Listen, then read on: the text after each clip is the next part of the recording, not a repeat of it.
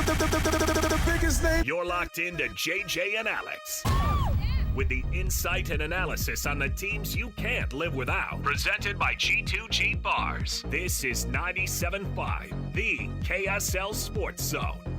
All right, everybody, welcome back. It is JJ and Alex, 97.5, the KSL Sports Zone. JJ's out of town, and Mitch Harper steps in and has some fill-in duties. Another person we lean on heavily on this program during football season. And frankly, we thought, I guess we'll talk to him next fall. We'll talk to him next fall camp as we get into it. Maybe in some spring football. Riley Nelson, one of our hosts of our Football Friday broadcast, of course. And I couldn't let him go even 1 week without getting on the program. But welcome to the show, Riles. Lots going on, man. How are you? I'm just lamenting the fact that I bought my Big 12 championship tickets at 9-0 at $180, and I can't give them away. I've had them lowered. I've had them lowered to $40 since Tuesday. No bites, and at this point, it's not even worth it. So it's crazy days. And did you buy like a dozen for like the whole Jensen family, like everybody to be there? I mean, you're not the only one. You're not the only one, dude. Like we were just talking about this because like people are buying flights. Did you at least get some money back on flights? Yeah, I was able to get. When you buy flights with points, they're fine to they're like whatever, it's fake money anyway, so they just give you your points back. But no, I mean, you know how I'm coping is like I don't sports bet. Obviously, you can't get a book unless you can't find a sports book unless you're like traveling to Vegas or doing it illegally here in Utah. For sure, yeah. So I was like, all right, I just placed. What was it, like $650? I just placed like a $650 bet on BYU money line, and I lost. So there you go. Yeah. That's how you got to look at it. Like it's the house won again. I can't believe it. My goodness. Well, today obviously the news is wild because you've got Bronco Mendenhall coming back to the state of Utah, going up to Logan. Utah State, of course, is where he's going to find his start to sow that seed a little bit and see what's going on with that team. When you saw the news, were you like, oh, good for him, or were you like, yep, we knew this was going to be happening? I was like, good for the Aggies. I mean, the option C. Absolutely. And yeah, good for him. But I think more than good for him because his boys or his family, Holly and his boys kind of knew what they were signing up for, right? Like that's kind of all they've known is Bronco's the coach, and as the coach, you're moving around. Whether it was Holly starting all the way back as a GA at Oregon State, and then coming up to New Mexico, then BYU, then Virginia, then some time off, then back to New Mexico, and things like that. I mean, the reality is it's somewhat fortunate that in 25 years he's really only moved 4 times. Four times for some coaches is a decade or less. Can be so, but right. From what I understand, his boys doing their schooling back here, and I think have kind of found roots put down here. But more than him personally, I think it's for the staff. I know he's got a lot of core guys, Nick Howell being one, Shane Hunter being another. I know Jan Jorgensen, who's a native Utah guy, is on his staff. Obviously, Famika. These are all the guys I know and are close with, and I know have very deep Utah ties. So I think it was a good, after years of them kind of wandering in the wilderness, to be able to come back home and be surrounded by extended family. I think their immediate families obviously know the drill, but they're getting to a little bit further advanced age in life where, and so that's all talking about like the personal and the family, but the reality is this. I think Bronco, and he said in his statement, things that he's released, his passion is building football men or building young men and developing them as football players. And he made the decision in coming back after his hiatus that he wanted to do that at a G5 level. I think going back to New Mexico where he had a history was great. And now coming, and if you're at New Mexico and you're like, all right, it's the same conference, it's the Pac-12. It's a little bit closer to home. It's the same opportunity to kind of build young men, but albeit with New Mexico or with Utah State having the last 15 years a much stronger, program performance than New Mexico did, I think it was kind of a no-brainer. But to go back to my original point, as happy as I am for him and all my friends and everybody on the staff where I know is coming home to be a little bit closer to home and a little bit closer to their families and extended families and such, it is a absolute grand slam for the Utah State Aggies. Bronco has as accomplished of a resume as any head coaching hire, really in any sport in Utah State history. I'm curious, Riley, from you following Bronco since his days at BYU. What areas do you feel like he's evolved or maybe kind of changed his approach a little bit as a head coach from stints at Virginia this year at New Mexico and the time off? Where do you think he's maybe changed a little bit? I only got 4 years at BYU, but one of the things I look back at my time, like, other than, man, I should have checked here. Man, if only I would have stepped up a little bit further here, or not taking. If I would have just taken the sack here rather than taking the risk and throwing the pick, right? Like outside of those regrets, BYU really does have an ability to, like, because the lights are so bright and it's such a unique of a place, and that sometimes you catch yourself trying to be what you think they want you to be rather than just being yourself. I mean, my hair would look like very mild and it would be an absolute non-story today. But back in the day, I followed the rules off the ear, off the collar, all that stuff. But I let the top grow out, because I would like slick it back. But when my helmet came off, my hair falls in my face, and everyone's like, "Oh." But that was a little bit of an evolution of me. Like, I learned that my first 2 years to a degree, right? Like, my first 2 years trying to be what everybody wanted me to be. And like, you know what? Every year since I've been like 13, I've grown my hair out. My brother's a senior in high school. My brother who's playing with him was a sophomore. We're going to make this pact where we're like not going to cut our hair and things like that. So anyway, that was a little bit of that thing for me.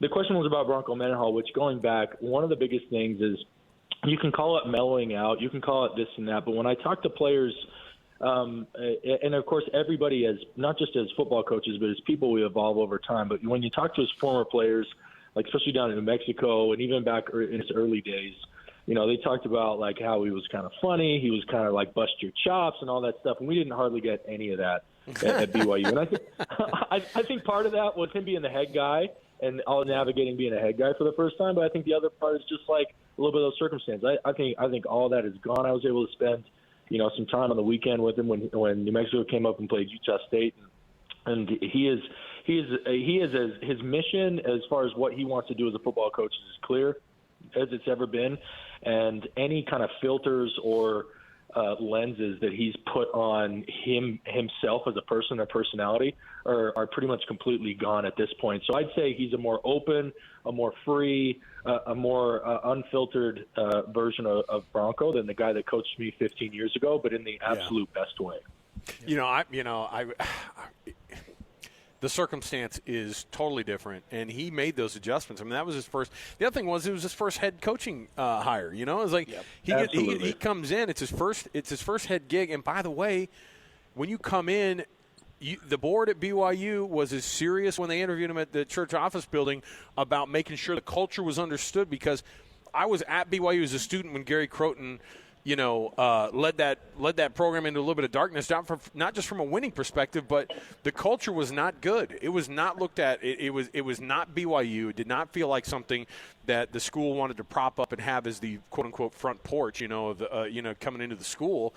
And so they impressed on Bronco. It's just the same way I think anybody would be like, hey, this is your first big time job, man. Not just as a head coach, but guess what? You're working for the church, and you got to take all those things seriously. And by the way, you got to clean up this mess. And so all those things, I think, added up to the version of Bronco that I covered when I was early in my career, where I'm like, man, this guy is dead freaking serious. And Alex, I'm glad to hear that he's loosening it up a little bit. Alex, you are absolutely right. There's urban legend. No one told me this, so don't take this as gospel. But, like, it's one of those things that you hear it, and you're like, oh, man, it sounds so close that it could be the truth, that, like, part of his interview process was that he was told by the governing bodies, like you said, essentially, like, we don't care if you win another football game, but we're not going to have any more of these, sexual assault, more of those type of things.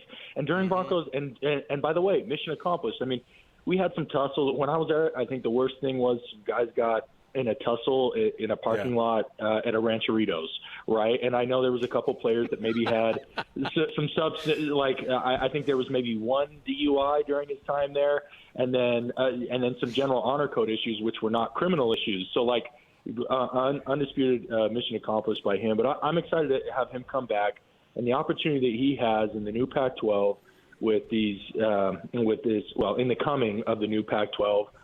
For these Utah State Aggies, it's been up and down, but, like, The reality is Gary Anderson obviously will forever be a legend there from resurrecting the program or really bringing it back from the brink. I mean, it was – and they were I was there like kind of with Guy, but like I didn't my 1-11 didn't do too much to stop the conversations of us either dropping to 1AA or the football program going away altogether. Like those were very serious conversations happening 20 years ago. Gary Anderson obviously brings it back from the brink. Matt Welch was able to continue that success.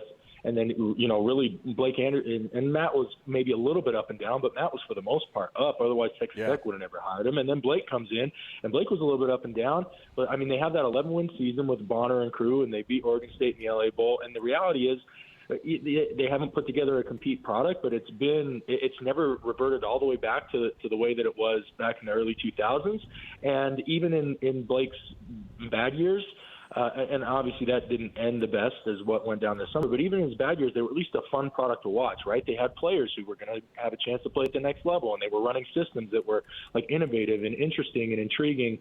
And so he's coming into a foundation now. He's going to shore up. He can make that ship like airtight, absolutely no leaks. I think the culture, which is good, I think it will be excellent and pristine. And then, of course, you got to give him at least a couple seasons to really install both the culture and his people in on that defense, and that he's going to be able to set that defense as rock solid. And then I'm super interested with Jason Beck taking the job at Utah, what's going to happen on the offensive side, because I don't think he's going back to pulling Robert and I don't think he's pulling him away from NC State, and obviously Beck just took the job at Utah.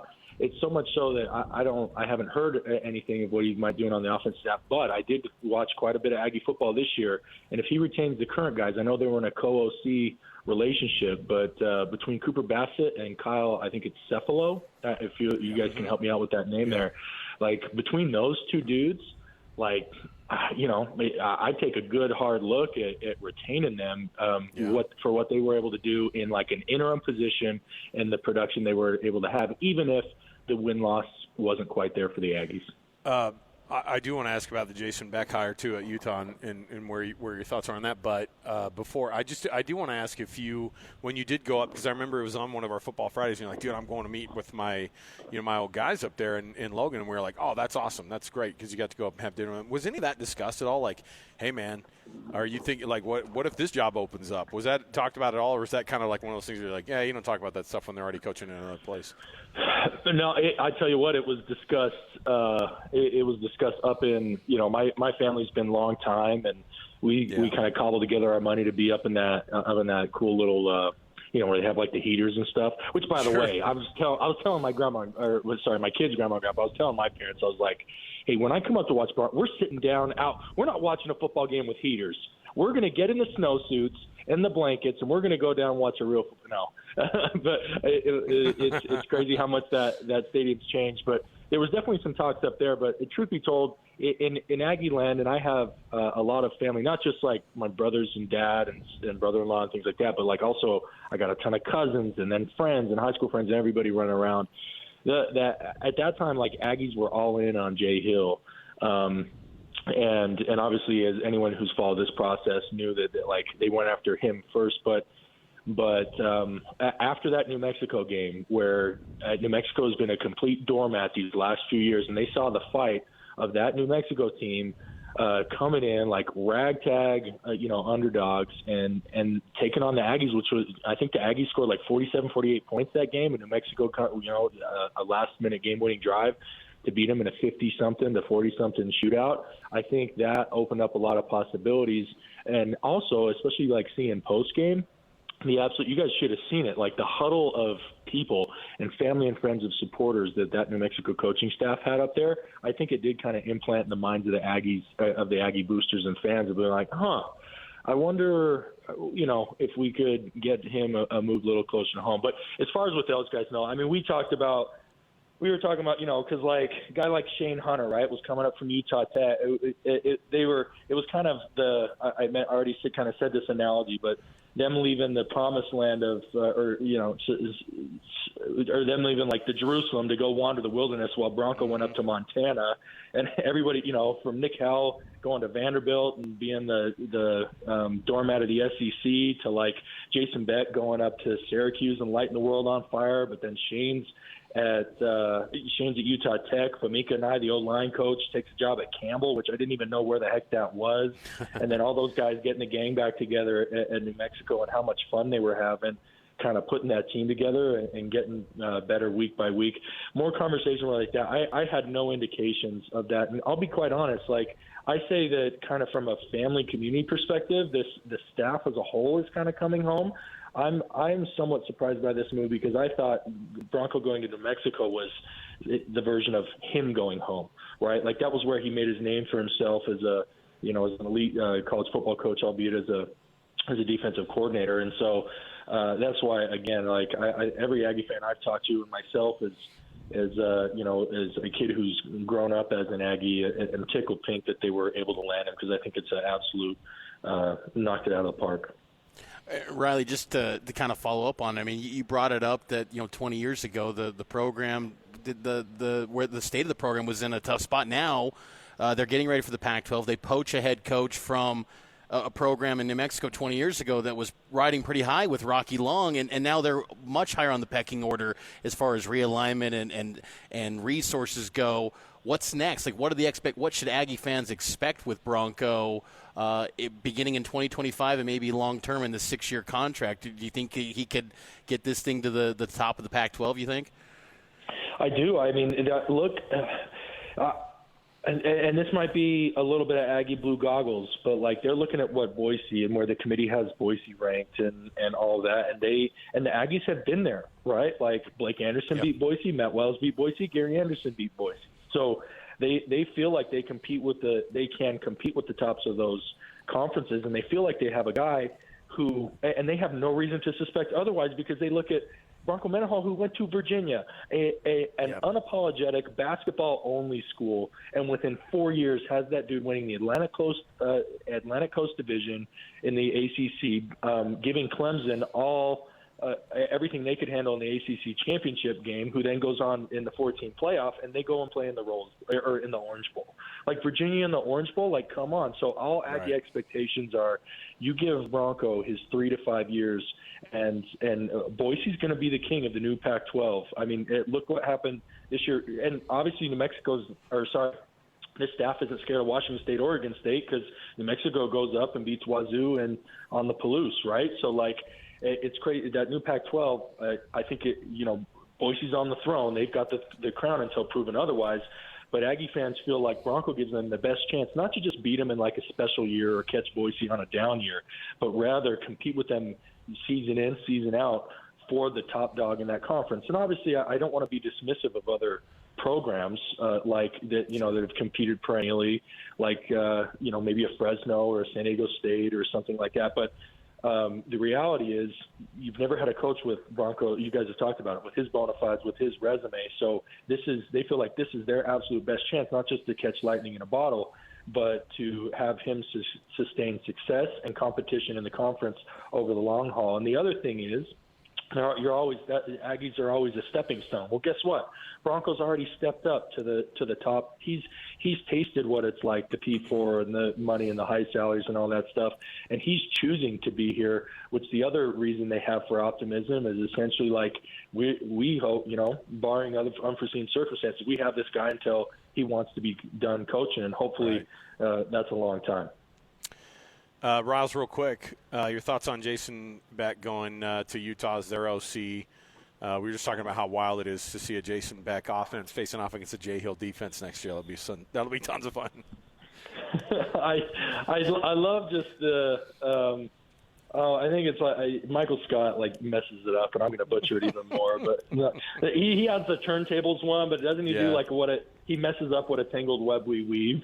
He messes up one of those ones too. But it is between the Utah coaching trees and the BYU coaching trees. And by the way, because I'm a dyed-in-the-wool Cougar. It really is only one coaching tree. It is BYU's Lavelle Edwards coaching tree. Yeah, some of our BYU brethren have gone and spent some time over at Utah where people think of that first, but make no mistake about it, the roots are down in Provo. But it's fun to see that happen, across the state of Utah. And I absolutely love what Beck has done. Obviously, in supporting Anai at Virginia, they had those offenses. They weren't just productive; they were fun to watch. And then he goes off with Anai to Syracuse, and then that second year takes over the job by himself, lights the stat sheet up on fire there, and then no slowing down at New Mexico, having them as being a top 5 offense. So I'm absolutely geared for him. My one hope for him, I have 2 hopes for him. 2 hopes for him are that he's going into a program with an extremely strong, long-established defensive culture, which, and this is not specific to Witt or Scally, but it's just it's just is the nature of college football. Whenever you go in there and you got a guy who can really draw it up and really dial up plays, it can be tough when it's like, hey, we're going to, we got a lead, let's dial it back, and right. and to not have that long time established defensive culture not squelch the innovation or the risk taking or all the things that makes a play caller, an offensive guy like John Beck, that makes him great. So.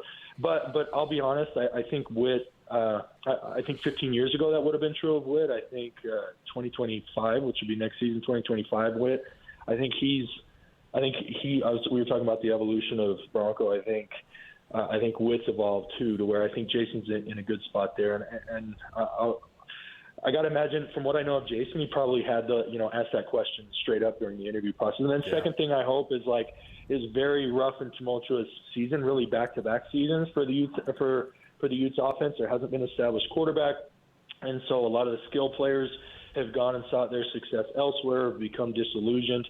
I hope that they can kind of breathe a breath of fresh air and go out and get some of the players that we're used to seeing being uber productive on the offensive side of the ball for Utah, because they did have, those Huntley years, and obviously you had Booker and Moss in the running back, and I'm not as good at remembering some of those receivers, but they had some very productive, receivers there. So Utah has proven that they can really establish, develop, and what am I trying to say? Highlight offensive talent when the offense is going good. But it's been rough the last couple of years, and so I think from both an attitude perspective and even just the nature of college football, when things aren't going good, how quickly guys are to transfer, I think the coverage a little bit bare.